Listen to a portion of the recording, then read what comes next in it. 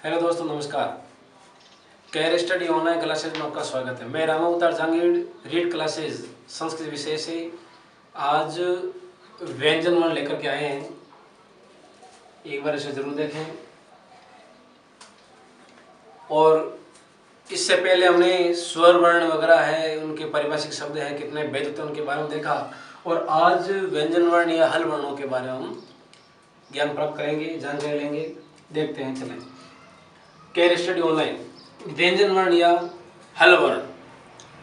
अब व्यंजन क्या है, सबसे पहले हमें यह देखना है। व्यंजन व्यंजन का अर्थ होता है हल। संस्कृत में हल का मतलब होता है जिसके अंदर स्वर की प्रधानता नहीं होना।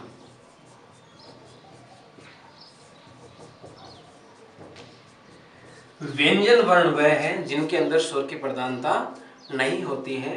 अर्थात कहने का तात्पर्य है कि व्यंजन वर्णों का उच्चारण करने के लिए हमें स्वरों की सहायता लेनी पड़ती है, इसलिए ये व्यंजन वर्ण है। और व्यंजन वर्ण जो है शुद्ध है, उनको हलंत के नाम से भी हम प्रयुक्त करते हैं। इसका जो शुद्ध रूप है वो हलंत है। तो ये व्यंजन या हल। अब हल वर्ण कितने होते हैं? ये होते हैं, इनकी संख्या 33। अर्थात माहेश्वरी सूत्र के अंदर, माहेश्वरी सूत्र जो है पाणिनि के द्वारा लिखा गया, यानी कि उसके अंदर 14 सूत्र हैं, प्रत्याश सूत्र है, जिसमें 4 तो है अपने अच या स्वर संबंधित, और 10 जो है वो व्यंजन संबंधित या हल संबंधित है। अभी जो 10 सूत्र है यह प्रत्याश सूत्र है, यानी कि हाय व रट, हाय व रट से लेकर के हल तक जितने भी वर्ण आएंगे वो है व्यंजन वर्ण। और अयुन से लेकर के औस तक, यानी 4 सूत्र जो आएंगे वो स्वर प्रधान आएंगे। इस प्रकार 14 सूत्र हैं जो माहेश्वर सूत्र के अंदर प्रयुक्त होते हैं। चलते हैं आगे, परिभाषा देखते हैं। इनकी परिभाषा क्या है?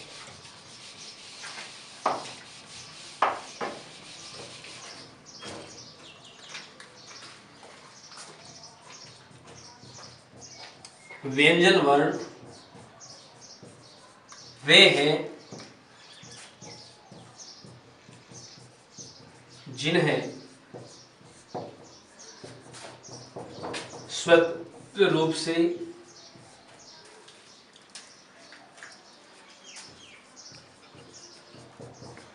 उच्चारित नहीं किया जा सकता है।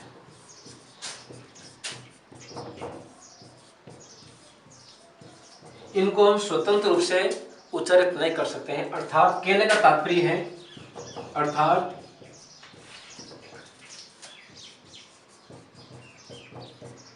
व्यंजन वर्णों का उच्चारण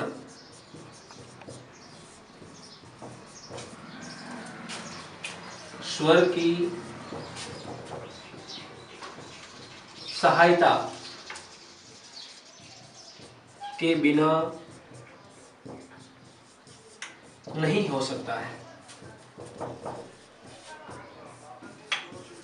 स्वर की सहायता के बिना नहीं हो सकता है। चाहे कोई भी व्यंजन हो, उसको स्वर की आवश्यकता पड़ेगी। जैसे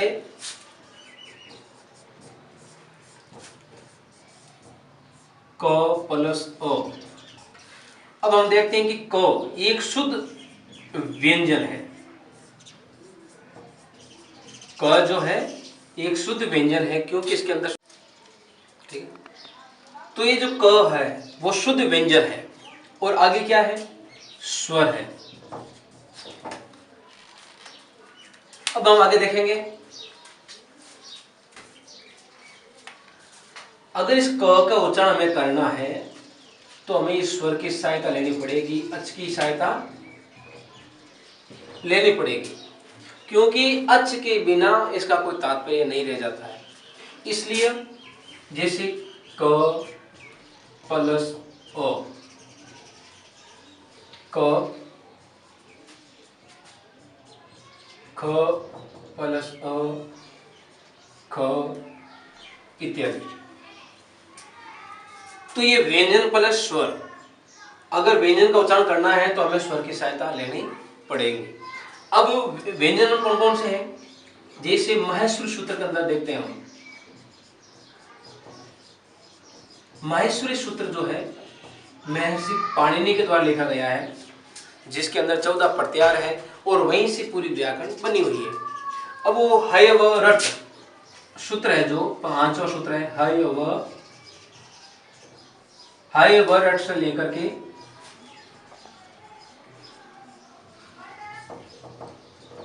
हल तक, इन 10 सूत्रों के अंदर जितने भी वर्ण आएंगे वो सब व्यंजन वर्ण कहलाएंगे। और व्यंजनों की संख्या है टोटल 63, अर्थात 33 व्यंजन होते हैं। आगे देखते हैं।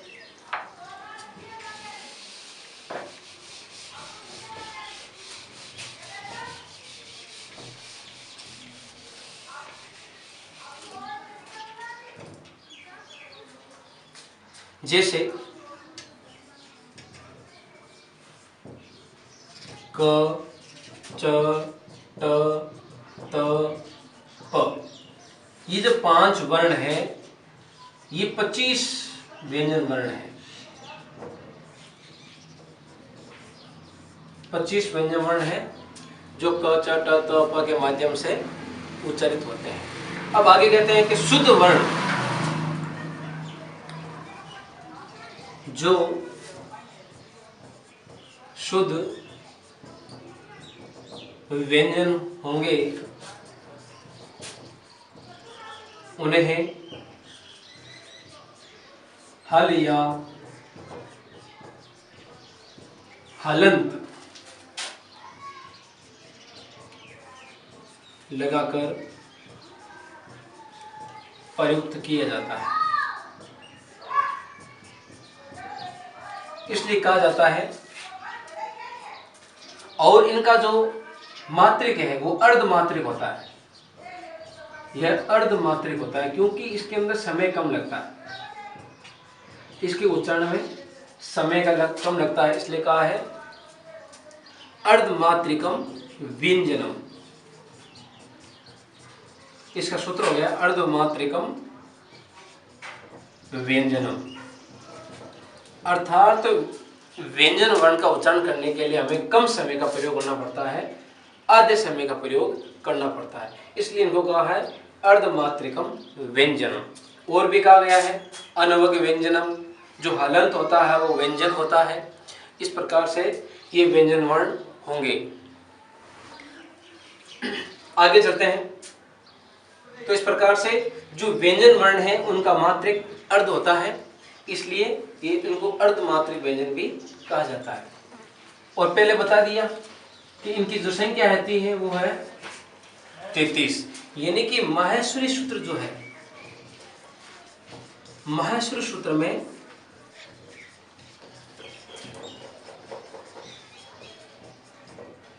हय वर्ड से हल तक इनके जितने भी वर्ण आएंगे वो सब वर्ण आ जाएंगे और उनकी संख्या हो जाएगी 33, 63। अब आगे चलते हैं व्यंजन वर्णों के भेद। अब व्यंजन कितने प्रकार के होते हैं उनके बारे में हम देखेंगे।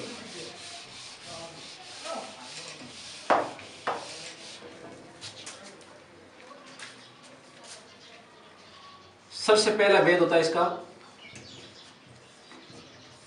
स्पर्श व्यंजन, दूसरा आता है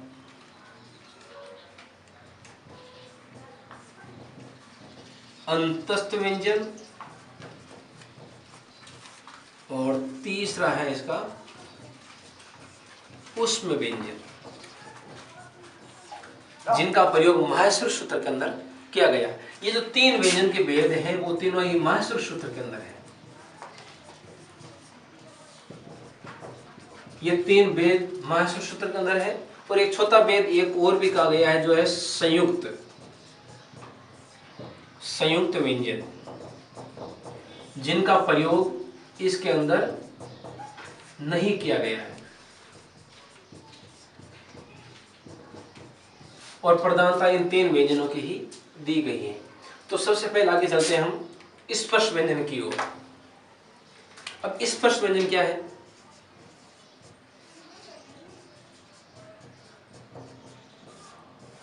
स्पर्श व्यंजन वो है कि जब ये जो क ख वगैरह जितने हम बोलेंगे, इनका जब उच्चारण करेंगे तो मुख के अंदर जितने भी वो स्थान होते हैं, उच्चारण स्थान, जैसे तालव्य है, मूर्धा है, दंत्य है, कोई भी 8 प्रकार के जो उच्चारण स्थान है, उनको वो स्पर्श करते हुए बाहर निकलते हैं। तो उनका जो स्पर्श करना है वो उनका उच्चारण स्थान कहलाता है। तो इसलिए स्पर्श व्यंजन वह है जिनका उच्चारण करते समय स्पर्श वर्णों का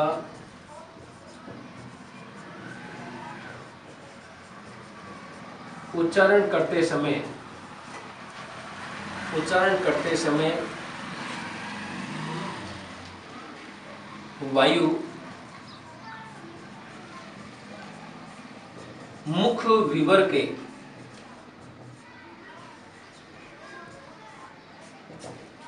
अंतभाग में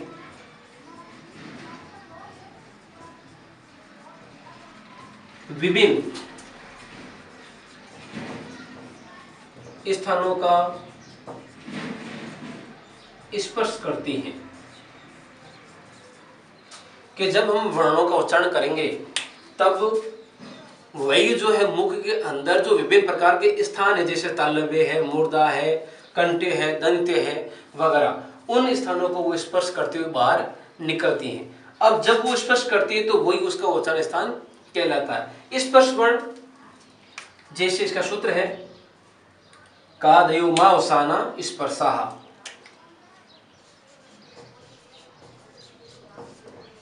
कादयो मा अवसाना स्पर्शाः। यानी कि सूत्र कहता है कि स्पर्श वर्ण कौन कौन से हैं कि क से लेकर के म तक, क से लेकर के म तक जितने भी वर्ण आएंगे, यानी कि क च ट त प, ये जो 5 वर्ण इस वर्ग है, ये 5 वर्ग के 5 वर्ण, 5 × 5 25। ये जो क से लेकर के म तक जितने भी स्पर्श वर्ण आएंगे वो उनकी संख्या हो जाएगी 25। देखते आगे।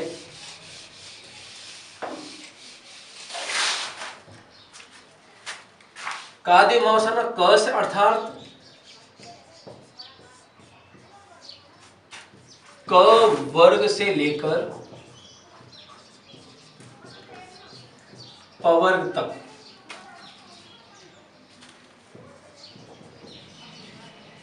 इनकी संख्या पंचविंशति या 25 होती है। जैसे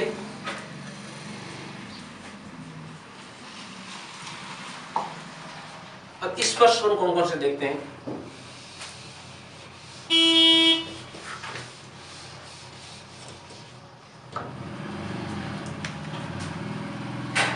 जैसे पहले देखते हैं हम क वर्ग,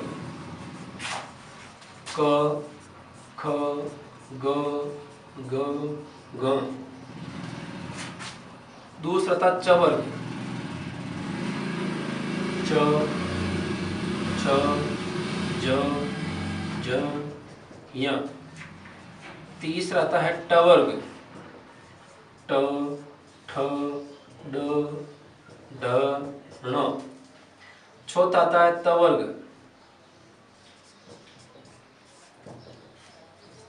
त थ द ध न। पंचम आता है प वर्ग, प फ ब भ और म। ये जो 25 है वर्ण, ये सभी कहलाते हैं स्पर्श वर्ण या स्पर्श व्यंजन, और इनकी संख्या होती है 25। स्पर्श व्यंजनों की संख्या होती है 25।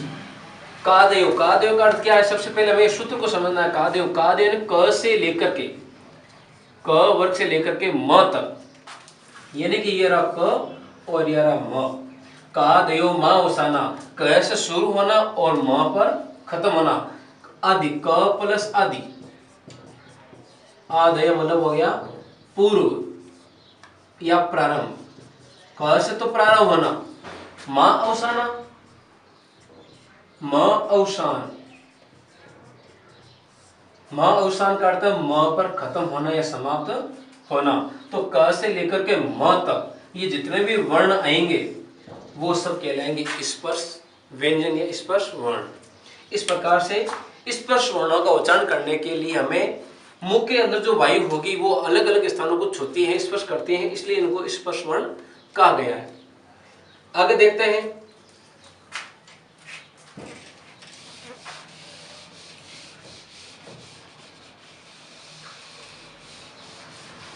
अंतस्थ वर्ण।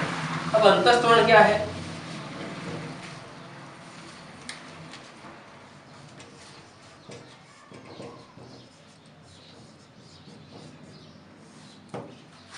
यणो अंतस्था, इसका पारिभाषिक सूत्र है यणो अंतस्था। यणो अंतस्था का अर्थ होता है कि यण प्रत्यार के अंदर जो हम प्रयोग करेंगे, या सबसे पहले इसको देख लेते हैं यण क्या है। यण एक महासुर सूत्र का एक प्रत्यार है जिसके अंदर य व र ल ण ये इसका प्रत्यार सूत्र है। जो अंतिम वर्ण होता है इसका संज्ञा हो जाता है, पीछे बचता है य व र ल। अब कहीं कहीं इसको ऐसे भी लिखा जाता है य व र ल। इसका सूत्र रूप कर दिया वापिस य व र ल। ये हो गए य व र ल। यण अंतस्थ। अंतस्थ का अर्थ क्या? ये तो पता चल गया कि यण यण प्रत्यार के अंदर आता है जिसके अंदर 4 वर्ण आते हैं य व र ल। इनकी संख्या कितनी हो गई? 4। अंतस्थ वर्णों की संख्या हो गई 4। अब अंतस्थ क्या है? ये तो समझा गया कि यण प्रत्यार होता है, लेकिन अंतस्थ क्या है? अंतस्थ का अर्थ होता है स्वर या अच, स्वर व हल या व्यंजन के मध्य की अवस्था।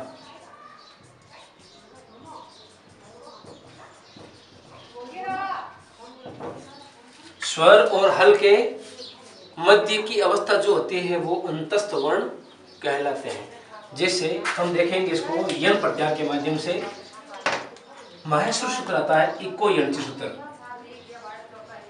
यण संधि में आता है इको यणची, जिसका अर्थ होता है इक स्थाने यणादेश। इक स्थाने यण, जिसका मतलब होता है। अब देखते हैं कि इको यणची सूत्र जो है इक स्थाने यण कैसा होता है।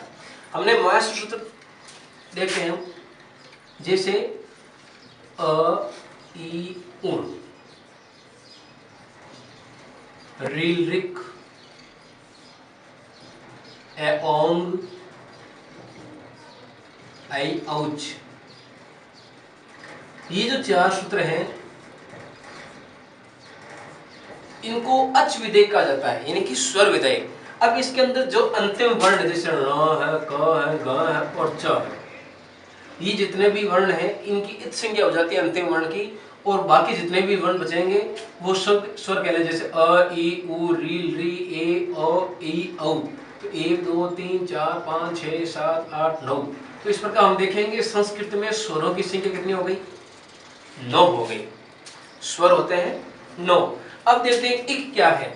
हमें ई से स्टार्ट करना है और क पे खत्म करना है। ये रहा ई, और क कहाँ है? ये रहा क। तो ये हो गया इक। अब इक के अंदर कौन कौन से वर्ण आ रहा है? एक तो ई आ रहा है, एक ऊ आ रहा है, एक री आ रहा है और एक री आ रहा है। री और री। तो इस प्रकार हम देखेंगे कि इक के अंदर एक तो ई आ रहा है, ऊ आ रहा है, री आ रहा है और री आ रहा है। तो ये 4 स्वर आ रहा है इक के अंदर। अब आते हैं यण। यण में कितने कौन कौन स्वर आएंगे? यण प्रत्यार के अंदर आएंगे य व र लण। अंतिम का कर दिया हमने इत संज्ञा। अब सूत्र कहता है इ के स्थान है यण, यानी कि ई के स्थान हो जाएगा ये रहा य, तो ई के स्थान कर दिया य, ऊ के स्थान कर दिया व, री के स्थान कर दिया र, और री के स्थान कर दिया न। तो इस प्रकार से हम देखेंगे कि इक के स्थान पर कौन सा आदेश हो रहा है, यण आदेश हो रहा है, यानी कि ई के स्थान पर य, ऊ के स्थान पर व, री का र और री का ल आदेश हो रहा है। तो इस प्रकार से ये कहलाएगा इक के स्थान है यण, ई का य, ऊ का व, री का र और री का ल। तो इस प्रकार से देखेंगे कि अंतस्थ वर्ण कौन कौन से गए, ये चार, ये अंतस्थ वर्ण है जिनकी अवस्था होती है स्वर और व्यंजन के बीच की, और इनकी संख्या होती है 4। आगे देखते हैं उष्म व्यंजन।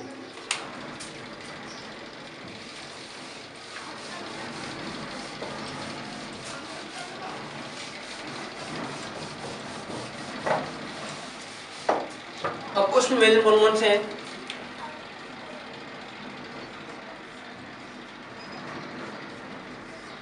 उष्म व्यंजन का मतलब उष्म का अर्थ क्या होता है, गर्म, यानी कि जब इन वर्णों का उच्चारण करेंगे तब मुख विवर से गर्म हवा बाहर निकलती है, वायु निकलती है, तब इनका उच्चारण होता है। जैसे मुख विवर से गर्म वायु का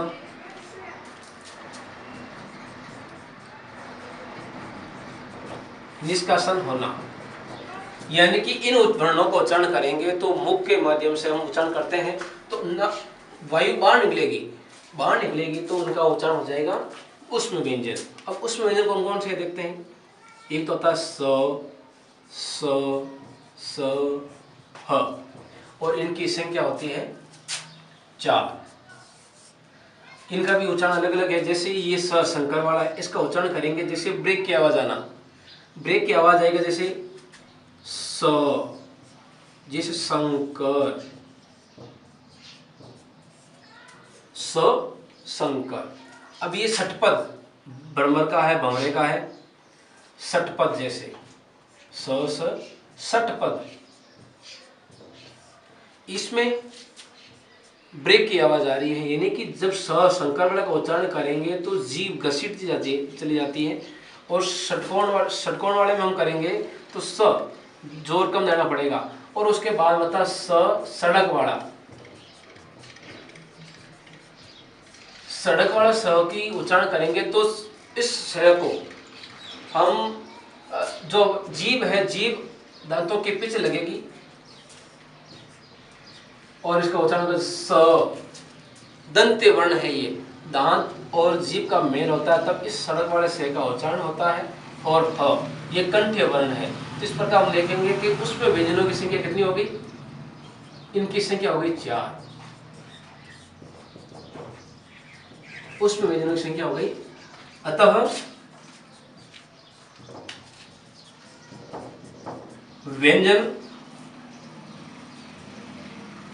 व्यंजनों की संख्या